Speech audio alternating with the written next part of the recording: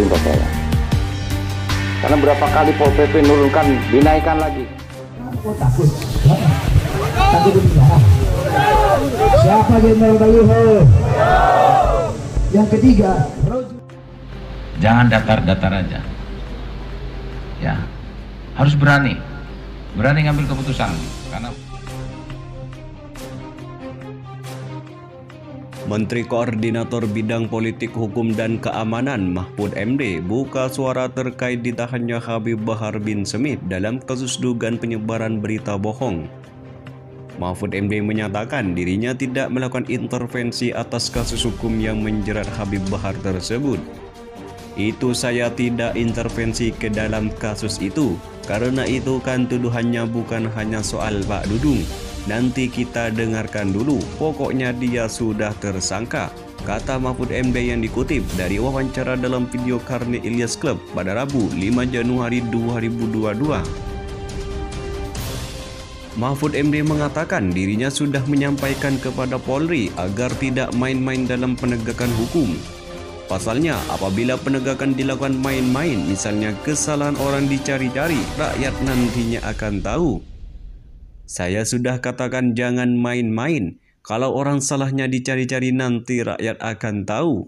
Oleh sebab itu, dakwaan itu harus tegas. Apa yang didakwakan, kapan dilakukan, dan apa buktinya, ujar Mahfud MD. Mahfud menegaskan apabila proses hukum tidak profesional, nantinya justru akan menimbulkan kegaduhan di masyarakat.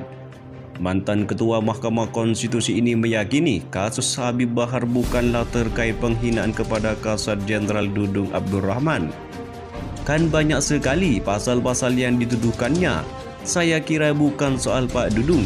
Kalau soal Pak Dudung mungkin terlalu remeh untuk diperkarakan karena Pak Dudungnya sendiri tidak apa-apa, tidak pernah mengadu, ujar Mahfud MD. Mahfud mengakui kasus Habib Bahar menimbulkan polemik di masyarakat. Karena itu, ia bakal mengawal agar Polri menjelaskan secara jelas kasus ini kepada masyarakat.